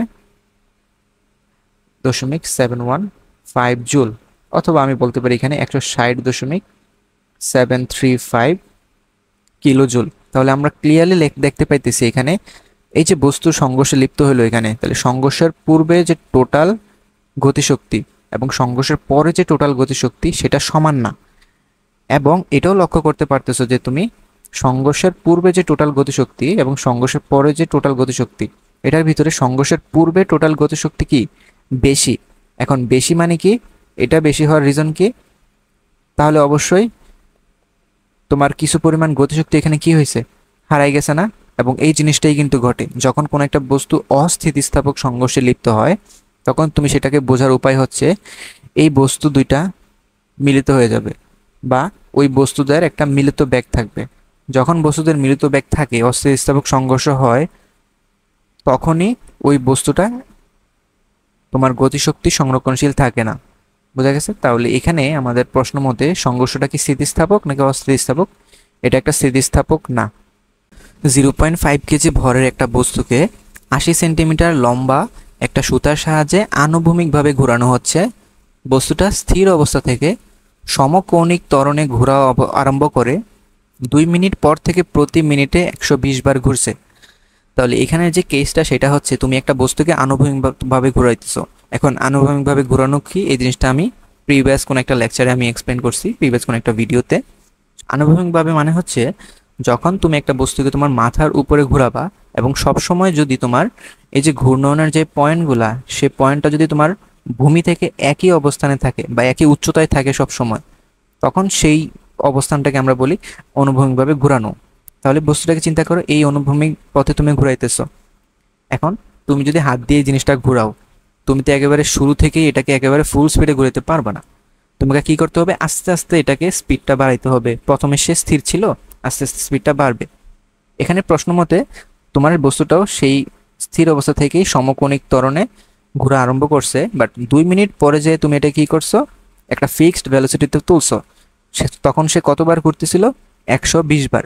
এখন এই যে 120 বার 2 মিনিট পর থেকে যে 120 বার ঘুরতেছে, তাহলে সেই 2 মিনিটে 120 বার 120 বার ঘোরার পরে 2 মিনিট পরে যে 120 বার করে ঘুরছে সে, সেই 120 বার ঘোরার পর তার কি আর এই ঘূর্ণনের যে ভেলোসিটি সেটা কি আর চেঞ্জ হবে? সেটা কিন্তু আর চেঞ্জ হবে না, কারণ 2 মিনিট পরে তুমি তাকে হাইয়েস্ট ভেলোসিটি তুলে ফেলছো। তোমার হাতে আর শক্তি নাই যে আর বেশি স্পিডে ঘোরাবা, তাহলে তুমি কিভাবে আর ব্যাগ ইনক্রিজ করবা? সেটা তো সম্ভব না। ঠিক আছে, তার মানে 2 মিনিট পর থেকে এই যে ভেলোসিটিটা, এটা তোমার একটা সমবেগের মতো কাজ করবে, এবং 2 মিনিট আগে এই যে ব্যাগটা, এটা তোমার সুষম ব্যাগের মতো, অর্থাৎ কন্টিনিউয়াসলি ভেলোসিটি বাড়তে থাকবে 0 থেকে ওমেগা পর্যন্ত। কখন? t = 120 সেকেন্ড সময় ধরে। সো গতে আমাকে বলছে সেই 2 মিনিট পরে বস্তুটার উপর কি পরিমাণ টর্ক ক্রিয়া করছে, অর্থাৎ এই যে 2 মিনিট ধরে আমি বস্তুটার উপর টর্ক, একটা ভেলোসিটি ইনক্রিজ করার জন্য আমি এটাকে কৌণিকভাবে ঘুরাইতেছি। এই কৌণিকভাবে ঘোরানোর ফলে আমার কি পরিমাণ টর্ক তৈরি হয়েছে সেটা আমরা বের করতে হবে। সো আমরা জানি টর্কের ইকুয়েশন হচ্ছে I ইন্টু আলফা। এখন I মানে কি? জড়তার ভ্রামক। এখন একটা বস্তুকে তুমি যদি সুতা দিয়ে বেঁধে ঘুরাও, তাহলে সেটার ক্ষেত্রে জড়তার ভ্রামক কি হয়? একটা বিন্দু বস্তু জড়তার ভ্রামকের মতো হয়, that is mr² into alpha. So এই ভ্যালুগুলো আমাদের প্রয়োজন। সো প্রশ্নতে দেওয়া আছে অনেকগুলো ভ্যালু। এম এর মান দেওয়া আছে 0.5 কেজি। স্মল আর হচ্ছে তুমি বস্তুটাকে সুতা দিয়ে বাদে ঘুরাইতেছো, তাহলে সুতার যেই ব্যাসার্ধ, সেই ব্যাসার্ধটাই তোমার তো স্মল আর, যেহেতু 80 সেন্টিমিটার লম্বা, তার মানে 0.8 স্কোয়ার হবে তোমার mr² এর মান ইন্টু আলফা। আলফাটা আমরা কিভাবে বের করব? খেয়াল করো, আলফার যে ইকুয়েশন, সেই ইকুয়েশনে আমরা জানি alpha is equals to omega minus omega not divided by T. এই ইকুয়েশনটা আমাকে বলে যে আমার যদি কোনো একটা টর্ক টি সময় ধরে অ্যাপ্লাই হয়, যেমন এখানে 120 সেকেন্ড ধরে অ্যাপ্লাই হয়েছে, তাহলে এই 120 সেকেন্ডের শুরু হওয়ার পূর্বে, অর্থাৎ যখন সময় 0 সেকেন্ড ছিল, তখন আমার যে ভেলোসিটি সেটাকে আমরা বলি আদি বেগ। তাহলে 0 ভেলোসিটি যখন ছিল তখন তার আদি বেগ কত ছিল? 0 সেকেন্ড যখন ছিল টাইম, তখন তার আদি বেগ কত ছিল? 0 রেডিয়ান পার সেকেন্ড। প্রশ্ন যেহেতু বলেই দিছে সে স্থির অবস্থা থেকে যাত্রা শুরু করছে, বাট 120 সেকেন্ড পরে তার ভেলোসিটি কত? সেটা তো ওমেগা নট, সেটা তো আমরা জানি। তাহলে সেই ওমেগা নটের মান কত সেটাকে আমাদের দেওয়া আছে? হ্যাঁ, এটা কিন্তু দেওয়া আছে, কারণ আমরা জানি 120 সেকেন্ড পরে সে তার ভেলোসিটির হাইয়েস্ট লিমিটে পৌঁছে গেছে। সেই হাইয়েস্ট লিমিটে সে তার বস্তুটাকে 120 বারে ঘুরাইতেছে। তাহলে 120 বারে ঘোরানোর ফলে তার যে ওমেগার মান, সেই ওমেগার মানটা কত আমরা সেটা জানি। সেটার ইকুয়েশন হচ্ছে 2π ইন্টু n, ক্যাপিটাল N, সেটা হচ্ছে 120 ডিভাইড বাই টি। এখন সময়ের মান কত? এখানে 120 বার সে ঘুরতেছে প্রতি মিনিটে, তাহলে নিচে হবে সময় 60 সেকেন্ড মাইনাস আদি বেগ হচ্ছে 0, আদি কৌণিক বেগ 0 ডিভাইড বাই সময়। তাহলে এই ভেলোসিটির পরিবর্তনের সময় আমার লাগছে কত সময়? 120 সেকেন্ড। ঠিক আছে, তাহলে এই সবগুলো ভ্যালু যদি ক্যালকুলেট করি, আমি দেখব আমার টর্কের মান হবে 0.0331 নিউটন মিটার। তার মানে আমি 2 মিনিট পর বস্তুটাকে এই অ্যামাউন্টের টর্ক তাকে তার উপর প্রয়োগ করব। ঘতে আমাকে জিজ্ঞাসা করছে যে বস্তুটা উপর টানের মান যদি পূর্বের টানের 3 গুণ করা হয়, তাহলে কৌণিক বেগের কি পরিমাণ পরিবর্তন হবে? সো এখানে খেয়াল করো, বস্তুর ক্ষেত্রে যে বস্তুর যে টানের এখানে তোমার কি ইফেক্টটা তুমি এখানে পাবা। আমরা জানি কোন একটা বস্তুকে যদি তুমি বৃত্তাকার পথে ঘুরাইতে চাও, সে সাপোজ এটা হচ্ছে তোমার সেই বৃত্তাকার পথ। ঠিক আছে, আমি একটু বাঁকা করে রাখলাম যাতে বুঝতে পারো কি এটা আনুভূমিকভাবে ঘুরতেছে। সো এই বৃত্তাকার পথে একটা বস্তুকে আর ব্যাসার্ধে একটা বৃত্তাকার পথে ভরে একটা বস্তু যখন ঘুরবে, তখন যে কোনো বৃত্তাকার পথে ভরের বস্তু ঘোরার জন্য তার একটা কেন্দ্রমুখী বলের প্রয়োজন। এখন আমার যে বস্তুটা সেটাকে ঘোরানোর জন্য তো কেন্দ্রমুখী বলের প্রয়োজন না, তাহলে সেই কেন্দ্রমুখী বলের যোগানটা আমরা কিভাবে দিব? এই যে এফসির এটা তো তোমার প্রয়োজনীয় ভ্যালু, এটা হচ্ছে আমাদের প্রয়োজনীয় মান। তাহলে এই প্রয়োজনীয় মানের যোগান দেওয়ার জন্যই কিন্তু আমাদের হাতার টান আমরা ইউজ করতেছি। এই সুতা ধরে আমাদের কন্টিনিউয়াসলি কিন্তু হাতটা টান প্রয়োগ করতেছে। তাহলে এই টান বলটাই তোমার এখানে কি এফসির মান হবে না? তাহলে এখানে এফসি এবং টান বল সেটাই কিন্তু তোমার দুইটা সমান হবে, কারণ তুমি যেই অ্যামাউন্টে টান দিবা সেই অ্যামাউন্টেই কিন্তু বস্তুটা ঘুরতে থাকবে। তাহলে সেই টান বলটাই এখানে বস্তুর কেন্দ্রমুখী বল হিসেবে কাজ করবে। তাহলে প্রশ্ন মতে আমার টানের মান আমি 3 গুণ করছি, অর্থাৎ টি প্রাইম আগের 3 গুণ করে ফেলছি। তো টি প্রাইম যদি আগের 3 গুণ করি, তাহলে আগের ক্ষেত্রে তো আমাদের টান বলের মান ছিল এফসি। এখন এফসির ইকুয়েশন কি ছিল? এম ওমেগা স্কোয়ার আর। এখন পরিবর্তিত ক্ষেত্রে তুমি যদি সেই এফসির বাম পরিবর্তিত ক্ষেত্রে তোমার এফসি প্রাইম পরিবর্তন হয়ে যাবে না? এফসি প্রাইমও কিন্তু পরিবর্তন হয়ে যাবে। তাহলে এফসি প্রাইমও তোমার কত হবে? 3fc সমান হবে। আশা করি এই লাইনটা বুঝতে পারছো। না বুঝতে পারলে কমেন্টে বলো, আমি কমেন্টে আরো সহজে বুঝাই দেবো। আচ্ছা, তারপরের লাইনে আমি লিখি এফসি প্রাইমের ইকুয়েশন। সো এফসি প্রাইমের জন্য আমরা লিখতে পারি M omega prime square into small R into 3 into M omega square into small R. যেহেতু তুমি বস্তুটাকে কম বলে টানতেছো, বেশি বলে টানতেছো, বাট তোমার ব্যাসার্ধ কি থাকতেছে? সবসময় সমান থাকতেছে, অর্থাৎ তুমি সুতাটাকে ছোট বড় করতেছো না। তাহলে এখানে স্মল আর সেম, সো এটা কাটাকাটি যায়। বস্তুর ভরও তুমি চেঞ্জ করতেছো না, এটাও কিন্তু থাকে। তাহলে তোমার যদি ওমেগা প্রাইম যদি প্রয়োজন হয়, সেই ওমেগা প্রাইমটা তোমার কত হবে?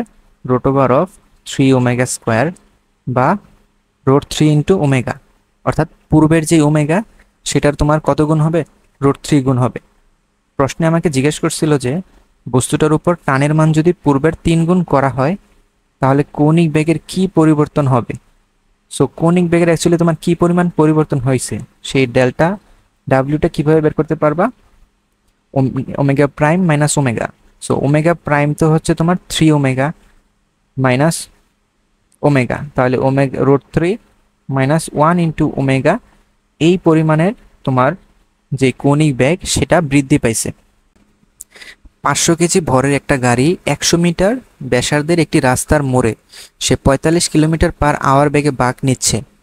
এখন ওই স্থানের যে রাস্তাটা সেটার চওড়া দেওয়া আছে 8 মিটার এবং রাস্তার ভেতরের কিনারা থেকে বাইরের কিনারা 1 মিটার উঁচু। তার মানে বুঝতে পারতেছো যে এখানে রাস্তার কিন্তু এখানে ব্যাংকিং তৈরি করা আছে। সো রাস্তার ব্যাংকিং এর ম্যাথ দেওয়া আছে এখানে। এই ব্যাংকিং এর কোণটা যদি থিটা হয়, রাস্তার চওড়া তোমাকে দেওয়া আছে 8 মিটার। এখন চওড়া আমরা ওই জিনিসটাকেই ধরি যেটা আমাদের দৃশ্যমান, অর্থাৎ যে জিনিসটা ভিজিবল। তুমি কিন্তু এই নিচের যেটা সেটাকে চওড়া ধরতে পারবে না, কারণ এই অংশটা কিন্তু মাটির নিচে থাকে। মাটির উপরে যে অংশটা থাকে সেটাকেই কিন্তু আমরা টেপ দিয়ে মেজার করি বা রাস্তার প্রস্থ হিসেবে কাউন্ট করি। সো এই 8 মিটার হচ্ছে রাস্তার চওড়া এবং হাইট হচ্ছে আমাদের 1 মিটার। ঠিক আছে? তাহলে গতে বলছে যে গাড়িটার উপর কেন্দ্রমুখী বল কত সেটা নির্ণয় করো। সো আমরা জানি যে কোনো ক্ষেত্রে কেন্দ্রমুখী বলের ইকুয়েশন হয় F is equals to M V square divided by R. এখানে কি আমাদের গাড়ির ভর দেওয়া আছে, সে গাড়ির ভর কত? 500 কেজি। তাহলে এম এর মান দেওয়া আছে ভি স্কোয়ার। তো গাড়ির রৈখিক ভেলোসিটিকে দেওয়া আছে না, ওই গাড়িটা তোমার V is equals to 45 kilometre per hour বেগে যাত্রা নিচ্ছে। তো 45 কিলোমিটার পার আওয়ারকে তুমি যখন মিটার পার সেকেন্ডে নিবা, এটা হবে 12 মিটার পার সেকেন্ড। তাহলে 12.5 metre per second. So 12.5 square divided by ব্যাসার্ধ। এখন খেয়াল করো, এই যে রাস্তার একটা ব্যাসার্ধ আছে না, এই রাস্তার ব্যাসার্ধ কিন্তু প্রশ্নে তোমাকে বলা আছে 100 মিটার। এখন এই যে তুমি যে বৃত্তাকার পথে ঘুরতেছো সেটার ব্যাসার্ধ এবং রাস্তার ব্যাসার্ধ কি সেম না? দুইটাই কিন্তু সেম। তার মানে এখানে ব্যাসার্ধের ক্ষেত্রে আমরা লিখবো 100 মিটার। তাহলে এটা যদি ক্যালকুলেট করি আমি দেখবো আমার ভ্যালু আসতেছে 781.25 নিউটন। তাহলে এটা হচ্ছে আমাদের গয়ের অ্যান্সার। ঘতে আমাদের চাইছে যে রাস্তার মোড়ে গাড়িটা নিরাপদে বাঁক নিতে পারবে কিনা। সো আমি প্রিভিয়াস ভিডিওগুলোতে যখন রাস্তার ব্যাংকিং কোণ সম্পর্কিত বাকি ম্যাথগুলো সলভ করতেছিলাম তখন আমি বলছিলাম যে tan theta is equals to V square by R G, এবং এই কেজের ক্ষেত্রে এখানে যে কেসটা আছে সেই কেজের জন্য তোমার sign theta is equals two তোমার এই 1 মিটারকে তুমি যদি এইচ ধরো, এই 8 মিটারকে তুমি যদি ডি ধরো, তাহলে sine theta is equals to H by D. এই দুইটা ইকুয়েশনের মাধ্যমে তুমি ব্যাংকিং কোণ সম্পর্কে ইনফরমেশন কিন্তু জানতে পারো, এবং দুইটা কোণের যে ব্যাংকিং কোণ দুইটার মিনিং কিন্তু ভিন্ন ভিন্ন। আমি বলছিলাম যখন তুমি এই ইকুয়েশন ইউজ করবা, এই ইকুয়েশনে তুমি যে যে ডাটাগুলো ইউজ করতেছো ক্যাপিটাল এইচ ক্যাপিটাল ডি, এই ডাটাগুলো কিন্তু কখনোই চেঞ্জ হবে না, অর্থাৎ এই ডাটাগুলো হচ্ছে অলওয়েজ আনচেঞ্জড বা কনস্ট্যান্ট। ডাটাগুলো যদি সবসময় কনস্ট্যান্ট হয়, তার মানে এখানে তোমার ব্যাংকিং কোণও কি হবে, এখান থেকে যে ব্যাংকিং কোণ পাবা সেটাও কি হবে, একটা কনস্ট্যান্ট ভ্যালু পাবা। কিন্তু এই ইকুয়েশন তুমি যদি ইউজ করো 1 নম্বর ইকুয়েশন, সেখানে কিন্তু তোমার স্মল আর কনস্ট্যান্ট থাকে সবসময় একটা রাস্তার জন্য। তুমি কোন ব্যাসার্ধে রাস্তা যাইতেছো সেই রাস্তাটার ব্যাসার্ধ সবসময় কনস্ট্যান্ট, বাট তুমি কোন বেগে রাস্তায় চালাবা সেটা কিন্তু তোমার উপরে। তাহলে এই যে কনস্ট্যান্ট, এই যে ভ্যালোসিটির মান, এই ভ্যালোসিটির মান কিন্তু এখানে ভেরিয়েবল। ভ্যালোসিটির মান যদি ভেরিয়েবল হয়, অর্থাৎ ভ্যালোসিটির মান যদি তুমি চেঞ্জ করতে থাকো, তাহলে তোমার এখানে থিটাও কি হয়ে যাবে, চেঞ্জ হইতে থাকবে না। তাহলে এখান থেকে আমরা বলতে পারি যে এই ইকুয়েশন থেকে যেই ব্যাংকিং কোণটা তুমি বের করবা সেই ব্যাংকিং কোণ কনস্ট্যান্ট না, বাট আরেকটা ইকুয়েশন থেকে যেটা বের করতেছো সেটার ব্যাংকিং কোণ কনস্ট্যান্ট। তাহলে অ্যাকচুয়ালি ঘটবে কোনটা? খেয়াল করো, তুমি যখন একটা রাস্তা দিয়ে একটা নির্দিষ্ট ভ্যালোসিটিতে বা ভিন্ন ভিন্ন ভেলোসিটিতে যাইতেছো, তুমি যত ভেলোসিটিতে যাও না কেন, রাস্তার যে মেজারমেন্টগুলো সেগুলো যদি কখনোই চেঞ্জ না হয়, তাহলে সেটার সাথে যে থিটাটা সেটাও কখনো চেঞ্জ হবে না। তাহলে থিটা যদি চেঞ্জ না হয়, তোমার ব্যাংকিং কোণ কখনোই চেঞ্জ হওয়ার কোনো সম্ভাবনা নাই। তাহলে ব্যাংকিং কোণ সবসময় কি থাকবে, কনস্ট্যান্ট থাকবে। যদি আমাদের 4 চাকার যানবাহন হয় তাদের জন্য বলতেছি শুধু এটা, সবসময় তোমার যে ব্যাংকিং কোণ সেটা থাকবে কি, কনস্ট্যান্ট। তাহলে সেই কনস্ট্যান্ট থিটার জন্য তুমি সেই যে কনস্ট্যান্ট থিটাটা যদি এখানে ইনপুট করো, সেখান থেকে তুমি যে ভ্যালোসিটিটা পাবা, সেটার জন্য তুমি যে ভ্যালোসিটি পাবা সেই ভ্যালোসিটিকে তুমি ভি ম্যাক্স নাম দিতে পারো, যেটাকে তুমি বলবা কি, তোমার এই যে থিটা কনস্ট্যান্ট ভ্যালুটা, কনস্ট্যান্ট থিটা বা কনস্ট্যান্ট ব্যাংকিং কোণটা অর্জন করার জন্যে আমার হাইয়েস্ট কতটুকু ভ্যালোসিটি পর্যন্ত আমি যাইতে পারবো। যে আমি যদি এটার ভ্যালোসিটির বেশি চলে যাই, আমার যেই প্রয়োজনীয় ব্যাংকিং কোণ, এখান থেকে আমরা যে ব্যাংকিং কোণটা পাই সেটা হচ্ছে আমাদের কতটুকু ব্যাংকিং কোণ প্রয়োজন ওই ভ্যালোসিটিতে চলার জন্যে। তাহলে ওই ভ্যালোসিটিতে চলার জন্য কতটুকু ব্যাংকিং কোণ প্রয়োজন, সেই ব্যাংকিং কোণের ফিক্সড ভ্যালুটা যদি বসে তুমি যে ভ্যালোসিটিটা পাবা, তাহলে কি তুমি সেই প্রয়োজনীয় যেই ভ্যালোসিটি সেটার একটা ম্যাক্সিমাম লিমিট পাবা না? তাহলে সেই ম্যাক্সিমাম যে ভ্যালোসিটি, সেই ভ্যালোসিটিটাই তোমার এখানে বের করতে হবে। তারপরে প্রথম কাজটাকে আমাদের কি, এই ইকুয়েশন থেকে আমাদের থিটার মানটা বের করা। তাহলে থিটা হবে sine inverse H by D. H এর মান হচ্ছে 1 মিটার আর ডি হচ্ছে 8 মিটার। তো তার মানে এখানে থিটার মান হবে 7.18 ডিগ্রি। তাহলে এই থিটার ভ্যালু আমাদের পরবর্তী কেসে ট্যান থিটা, অর্থাৎ ট্যান 7.18 ডিগ্রি এখানে ইনপুট করতে হবে। তাহলে tan theta is equals to V square by R G. But আমরা তো জানি এখানে যে ভিটা সেটা হবে V max square divide by R G. আর এর মান কত প্রশ্নে বলা আছে, আর হচ্ছে তোমার 100 মিটার এবং জি এর মান আমরা জানি 9.8। এখান থেকে তাহলে তুমি যদি ভি ম্যাক্স এর ইকুয়েশন বের করো বা ভি ম্যাক্স এর মান বের করো, তাহলে দেখবা ভি ম্যাক্স হচ্ছে 11.11 মিটার পার সেকেন্ড। তার মানে তুমি ওই রাস্তায় যে ব্যাংকিং কোণটা আগে থেকে করা আছে, সেই ব্যাংকিং কোণে তুমি যদি গাড়ি চালাতে চাও, তাহলে তোমাকে 11.11 এই যে থ্রেশহোল্ড একটা ভ্যালোসিটি পাইছো, সেই ভ্যালোসিটি বেশি যাইতে পারবে না। তুমি এটার কম ভ্যালোসিটিতে চাও সমস্যা নাই, বাট এটা বেশি ভ্যালোসিটিতে পাবো না। বাট তুমি যে ভি অফ কার যেটা পাইছো, সে ভি অফ কার ছিল কত, 12.5 মিটার পার সেকেন্ড গতে আমরা পাইছিলাম। তাহলে এখানে ভি অফ কার আমরা দেখতেছি clearly is greater than V max, যার ফলে আমাদের কি ঘটবে, এখানে দুর্ঘটনা কিন্তু ঘটে যাবে। তাহলে উদ্দীপকের গাড়িটি রাস্তার মোড়ে কি নিরাপদে বাঁক নিতে পারবে? সে কিন্তু নিরাপদে বাঁক নিতে পারবে না। রহিম 200 গ্রাম ভরের একটা বস্তুকে সুতায় বেঁধে দুইটা অবস্থান হতে সে আনুভূমিকভাবে প্রতি মিনিটে 60 বার ঘোরাচ্ছে। অবস্থান ভেক্টর দুটা, অর্থাৎ সে যে ঘুরাইতেছে যে একটা বস্তুকে এরকম বৃত্তাকার হতে ঘুরাইতেছে, সেই ঘূর্ণনের যে ব্যাসার্ধগুলা সেগুলোকে তোমার অবস্থান ভেক্টরের মাধ্যমে দেওয়া আছে, বুঝছো? তাহলে সেই অবস্থান ভেক্টরগুলার প্রথম ভেক্টরটা হচ্ছে এত, দ্বিতীয় ভেক্টরটা হচ্ছে এটা। আমাকে বলছে উভয় ক্ষেত্রে আমি টর্ক সমান পরিমাণে প্রয়োগ করছি, যে F is equals two 5I + 4J - 3K Newton. তাহলে প্রথমত আমাকে বলছে গতে যে প্রথম ক্ষেত্রে কৌণিক ভরবেগ বের করো। সো কৌণিক ভরবেগ প্রথম ক্ষেত্রে হবে, কৌণিক ভরবেগের ইকুয়েশন হচ্ছে L is equals two I into omega. তার মানে আমাকে ওই প্রথম বস্তুর ক্ষেত্রে জড়তার ভ্রামক লাগবে এবং ওই বস্তুর ওমেগার মান লাগবে।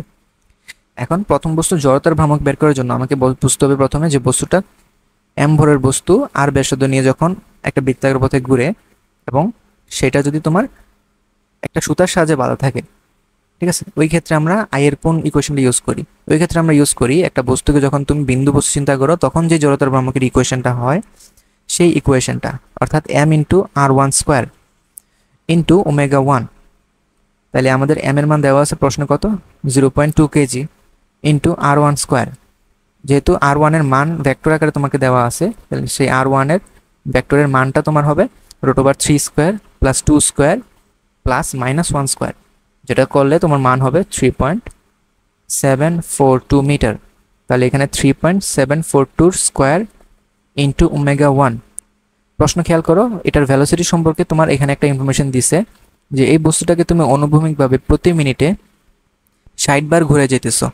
তাহলে এখানে তোমার ক্যাপিটাল এন দেওয়া আছে কত, 60 বার, এবং প্রতি মিনিটে, অর্থাৎ তোমার সময় লাগছে কত সেকেন্ড, 60 সেকেন্ড। তাহলে 60 সেকেন্ডে তুমি 60 বার করে ঘুরাইতেছো, তাহলে তোমার কনিক ভেলোসিটি কত হবে, 2π ইন্টু 60/60। তাহলে এখানে ভ্যালুগুলো যদি ক্যালকুলেট করো তোমার অ্যান্সার হবে 17.6 কনিক ভরবেগ কেজি মিটার স্কোয়ার। সরি, কনিক ভরবেগের ইকুয়েশন তো এটা হবে না। তো 70.6 তোমার ভরের একক হচ্ছে কেজি, আর এর একক হচ্ছে মিটার স্কোয়ার, আর ওমেগার একক হচ্ছে রেডিয়ান পার সেকেন্ড। সো এটা হচ্ছে আমাদের L1 এর মান। ঘরতে আমাকে বলছে উদ্দীপকের দুইটা অবস্থানে টর্ক সমান হবে কি না। সো কিভাবে টর্ক বের করব আমরা, প্রশ্ন মতে আমাকে দুইটা বস্তুর যে অবস্থান ভেক্টর, সেই অবস্থান ভেক্টরের যে ব্যাসার্ধ ভেক্টরটা সেটা দেওয়া আছে, এবং ওই বস্তুটার ক্ষেত্রে কি পরিমাণ বল আমাদের প্রয়োগ হয়েছে সেই রৈখিক বলের মানটা কিন্তু দেওয়া আছে আমাকে 5i + 3j - 5i + 4j - 3k Newton. এখন টর্কের আমরা একটা ইকুয়েশন জানি, আমরা জানি টর্ক হচ্ছে r cross f, r cross f। তাহলে অবস্থান ভেক্টর এবং প্রয়োগকৃত বলকে যখন ভেক্টর ফরম্যাটে দেওয়া থাকবে তখন আমি এই ইকুয়েশনটা ইউজ করে টর্ক বের করব। তাহলে τ1 এর জন্য আমাদের r1 × f1 নিতে হবে। এখন f এর তো আর তোমার কোনো দুইটা ভ্যালু নাই, f তো তুমি দুইটার ক্ষেত্রে সেম প্রয়োগ করছো, তাহলে দুইটার ক্ষেত্রে তুমি এখানে সেম f ইউজ করবা। ঠিক আছে, তাহলে প্রথমত আমাকে ক্রস গুণন করার জন্য আমরা নির্ণয়কের সাহায্য নিব। সো i j কে প্রথমে আমরা লিখব, তারপরের যেই আমাদের সারি হবে সেই সারিতে আমরা লিখব এখানে যে প্রথম ভেক্টরটা আছে সেই প্রথম ভেক্টরের i j k এর ভুক্তিগুলা। সেই প্রথম ভেক্টর i j k এর ভুক্তিগুলা কোথায় পাবো, এই অবস্থানে, যেটা হচ্ছে 3 2 -1, এবং পরে হচ্ছে তোমার f এর যে ভুক্তিগুলো সেগুলো লিখবা 5 4 -3। সো এখানে তুমি পরে i j k এটার সাহায্যে বিস্তার করলে দেখবা ফাইনাল অ্যান্সার হবে 2i + 4j + 2k ভেক্টর। তাহলে তুমি যদি τ1 এর মানটা বের করে এখন যদি অ্যানালাইসিস করো যে মানের মান, এটার টর্কের মান কত হবে, সেটা হবে 2√6 নিউটন মিটার। ভেক্টরের মান কীভাবে বের করা লাগে, তিনটা যে সহগ আছে সেগুলোর উপর স্কোয়ার করে যোগফল করব, তারপর এটাকে √, করতে হবে। ঠিক আছে, তাহলে এটা হচ্ছে τ1 এর ইনফরমেশন। τ2 যদি আমরা বের করি সেটার ইকুয়েশন হবে r2 × f ভেক্টর। সেটাও কীভাবে বের করব, একই প্রসেসে আমাকে বের করতে হবে। প্রথমত আমাকে i j এবং k এই ভেক্টরগুলো লিখতে হবে। এই ভেক্টর লেখার পরে আমাকে প্রথমে যে ভেক্টরটা এখানে ক্রস গুণনে থাকবে সেই ক্রস গুণনের যে i j k এর সহগ সেটা ইনপুট দিতে হবে। সো এখানে যেহেতু r2, তোমার সহগগুলো হবে 2 2 -3, সরি 4 2 -3, 4 2 -3, এবং f এর যেই সারি সেটা আমরা জানি, একটু আগে লিখছিলাম 5 4 -3। সো এটাও যদি ক্যালকুলেট করো দেখবা এটার মান আসতেছে 6i - 3j + 6k। ঠিক সিমিলারলি আগেরটার মতো যদি এখন তুমি সেই τ2 এটার ভ্যালু যদি বের করো, এটার মান কত হবে, সেটার পরম মান হবে √6² + -3² + 6², যেটা আসে আমাদের 9 নিউটন মিটার। তাহলে তুমি ক্লিয়ারলি দেখতে পাইতেছো এখানে তোমার যে τ1 এর মান সেটাকে তোমার τ2 এর মানের সমান না। প্রশ্ন আমাকে জিজ্ঞেস করছে যে দুই অবস্থানে টর্ক সমান হবে কিনা। এখন তুমি যদি ভেক্টর দিয়ে চিন্তা করতা, দুইটা ভেক্টর, অর্থাৎ তুমি যদি τ1 τ2 হিসাব করতা, তখনও কিন্তু ক্লিয়ারলি দেখতে পাইতেছো দুইটা টর্ক বা দুইটা ভেক্টর কিন্তু সমান না। সো এরকমভাবে অ্যান্সার দিতে পারতাম আমরা, অথবা আমরা এখানে মান দিয়ে জিনিসটাকে বোঝানোর চেষ্টা করছি যে যেহেতু দুইটার মান সমান না তোমার, তাহলে তাদের কি ভেক্টরগুলোও সমান হবে না। কারণ দুইটা ভেক্টর তোমার যদি সমান হইতে হয় তোমার মানও হইতে হবে সমান এবং তোমার দিকও হইতে হবে সমান। তাহলে মানই যদি সমান না হয় তাহলে ভেক্টরগুলো কি সমান হবে? অবশ্যই সমান হবে না। একটা বৈদ্যুতিক পাখার জড়তার ভ্রামক দেওয়া আছে তোমার 100 কেজি মিটার স্কোয়ার। তার মানে ক্যাপিটাল আই এর মান দেওয়া আছে তোমায়, এবং বলা আছে একটা ওই পাখাটা প্রতি মিনিটে 900 বার ঘুরে। তাহলে যদি পাখাটার সুইচ বন্ধ করে দাও, তাহলে সুইচ বন্ধ করার পরে 2 মিনিট পর তোমার পাখাটা কি হয়ে গেল, থেমে গেছে। সো এখানে অনেকগুলো ইনফরমেশন দিছে, আমাকে গ নাম্বার বের করতে বলছে উদ্দীপকে বর্ণিত যে পাখা সে পাখার প্রয়োগকৃত টর্ক কত। সো ফার্স্ট অফ অল আমাকে একটু বুঝতে হবে যে এখানে টর্ক কোথায় প্রয়োগ হয়েছে। যখন একটা বস্তু সরলরৈখিক পথে চলে, তার একটা নির্দিষ্ট ভেলোসিটি থাকে। এখন বস্তুটা যদি আমি যদি তোমাকে বলি এই বস্তুটা কিছু সময় পর থেমে গেছে, ধরো টি সময় পর সে থেমে গেছে, তার মানে তার শেষ বেগ কত হয়ে গেছে, 0 হয়ে গেছে। তাহলে তুমি এখানে শিওর দিয়ে বলতে পারো যে এখানে অবশ্যই বস্তু কি আছে, একটা ত্বরণ আছে। বস্তু যদি ত্বরণ থাকে এবং বস্তু যদি ভর থাকে, তাহলে সেই সংশ্লিষ্ট একটা কি ফোর্সও থাকবে না। তাহলে একটা বস্তুকে তুমি একটা পজিশন থেকে আরেকটা পজিশনে যখন নিবা এবং তার ভেলোসিটি যখন চেঞ্জ হবে, অবশ্যই সেখানে কি থাকবে, একটা ত্বরণ থাকবে, এবং সেই ত্বরণের সংশ্লিষ্ট একটা বলও কিন্তু থাকবে, রৈখিক বল যেটা। এখন যদি কৌণিক কেজে সেটাও করতো, ধর একটা বৃত্তাকার পথে ঘূর্ণায়মান বস্তু, সেটার এক বিন্দু থেকে সে প্রতিনিয়ত একটা এই রেখাকে একটা নির্দিষ্ট ভেলোসিটিতে অতিক্রম করে। এখন তুমি কি করছো, এই যে সে তার যে ঘূর্ণনত অবস্থায় ছিল, সে ঘূর্ণনত অবস্থা থেকে তুমি এক সময় তার কৌণিক ভেলোসিটি 0 করে দিছো। তাহলে তুমি তার কৌণিক ভেলোসিটি যদি 0 করে দাও, তাহলে এখানে কৌণিক ভেলোসিটি তুমি চেঞ্জ করছো। তাহলে কৌণিক ভেলোসিটি চেঞ্জ করলে তাহলে এখানে তোমার কৌণিক ত্বরণ থাকবে না, এবং কৌণিক ত্বরণের সাথে সংশ্লিষ্ট কৌণিক বল থাকবে, যে কৌণিক বলকে আমরা বলি টাউ বা টর্ক। তাহলে সেই টর্কের মানই আমাদের বের করতে হবে, যেটার ইকুয়েশন হচ্ছে আই ইন্টু আলফা, যেখানে আই এর মান প্রশ্নে ডিরেক্ট দেওয়াই আছে, জড়তার ভ্রামক 100 কেজি মিটার স্কোয়ার। তাহলে শুধুমাত্র আমাদের আলফার ভ্যালুটাই এখানে থেকে বের করতে হবে। সো এটা কিভাবে বের করবো আলফার ভ্যালুটা, সেটা বের করার জন্য এখানে 1 নাম্বার কেজের ক্ষেত্রে চিন্তা করো, তোমাকে যদি একটা রৈখিক কেজ দিত, তখন তুমি আলফাটা কিভাবে বের করতা। তোমার যদি একটা একটা বস্তুকে তুমি ভি ভেলোসিটি থেকে 0 ভেলোসিটিতে নাও এবং টি পরিমাণ সময় লাগে, তাহলে তোমার আলফার এর ইকুয়েশন হয় কি, ওই যে V minus U divide by T, এই ইকুয়েশন দিয়ে বের করো। ঠিক সিমিলারলি আমাদের 2 নাম্বার কেজের ক্ষেত্রে আমরা সেম ইকুয়েশন ইউজ করব। আমাদের যদি কৌণিক ত্বরণ দরকার হয়, তাহলে আমাদের কৌণিক শেষ বেগ এবং কৌণিক আদি বেগ এর বিয়োগফল ডিভাইড বাই সময়, এটা আমাদের প্রয়োজন। এখন কৌণিক শেষ বেগ কত, কৌণিক শেষ বেগ কিন্তু 0, কারণ তোমাকে বস্তুটা পাখাটাকে ফাইনাল স্টেটে নিলে সে থেমে যাবে। এবং ইনিশিয়াল ব্যাক ভেলোসিটি কত সেটা কি আমরা জানি না, সেটা কিন্তু আমরা জানি না। ফলে আমরা সেটা বের করব, কিভাবে বের করব, আমরা জানি ওমেগার ইকুয়েশন হচ্ছে 2 পাই এন ডিভাইডেড বাই টি, এবং নিচেও তোমার কি, নিচে হচ্ছে তোমার স্মল টি। এখন দুইটা স্মল টি কি সমান, দুইটা স্মল টি কিন্তু সমান না। তোমার ওমেগার ক্ষেত্রে স্মল টিটা যে হবে তোমার বস্তুটার আরপিএম এর যে টি, অর্থাৎ 60 সেকেন্ড, সেটা। কারণ প্রশ্নে বলা আছে তোমাকে প্রতি মিনিটে সে 900 বার ঘুরে, তাহলে তুমি তাকে ফোর্স অ্যাপ্লাই করার পূর্বে সে প্রতিনিয়ত 900 বার ঘুরতেছিল, তাহলে সে প্রতি 60 সেকেন্ডে 900 বার অতিক্রম করত। তার মানে এখানে 2 পাই ইন্টু 900 ডিভাইড বাই 60 হবে তার ভেলোসিটি, কিন্তু তাকে থামাইতে কি পরিমাণ সময় লাগছে সেটা কিন্তু তোমাকে এখানে বলা আছে 2 মিনিট, তার মানে 120 সেকেন্ড হবে নিচে। এখানে তোমার আলফার ভ্যালু বের হয়েছে, একটা মান বের হবে, এটা আমি ক্যালকুলেট করলাম না এখন। সো এখানে আমি আলফার ভ্যালুটা বসাই দেবো। আলফার ভ্যালু বসাইলে আমি যদি এখন ক্যালকুলেটারে ইনপুট দিই সবগুলো ভ্যালু একসাথে, তাহলে আমি দেখবো আমার মান হবে -78.542, কারণ এখানে তোমার আলফার ভ্যালুটা কি নেগেটিভ আসতেছে।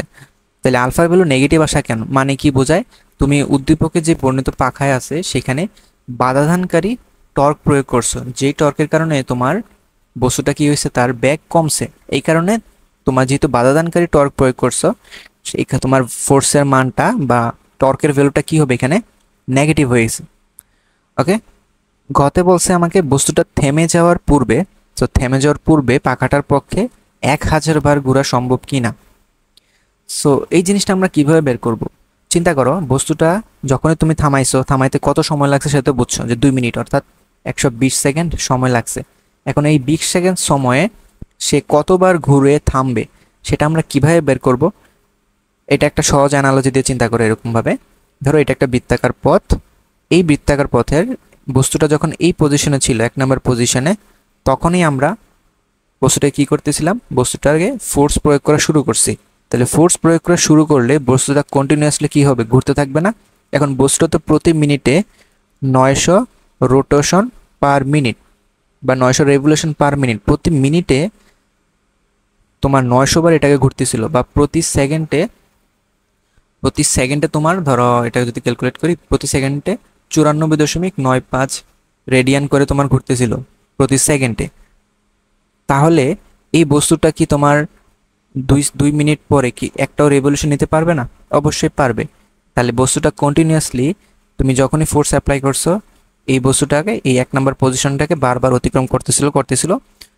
টোটাল 120 সেকেন্ড যখন তোমার সময় হবে, সেই 120 সেকেন্ড সময় পরে যেয়ে তোমার বস্তুটা কি হবে, এই বস্তুটা একেবারে থেমে যাবে। তাহলে এই টোটাল 120 সেকেন্ডে বস্তুটা কতটুকু অতিক্রম করছে বা কতটুকু কৌণিক সরণ অতিক্রম করছে সেটা যদি তুমি বের করো, তখন তুমি কি করতে পারবে? এই আমি যদি তোমাকে প্রশ্ন করি যে এই বস্তুটা যদি একবার অতিক্রম করতো পুরো পথটা, তাহলে তোমার কতটুকু কৌণিক সরণ যাইতো বা কতটুকু কৌণিক সরণ উৎপন্ন করতো?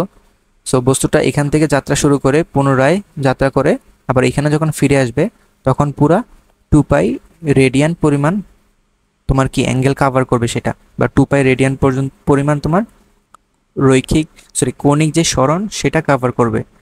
তাহলে তুমি যদি কোনোভাবে পাও যে এই কৌণিক সরণ 2 মিনিটে ধরো 40π ঘুরছে বা 40π রেডিয়ান ঘুরছে টোটাল, তাহলে তুমি কি বলতে পারবে না এখানে কতবার সে অতিক্রম করছে এই বৃত্তাকার পথটা?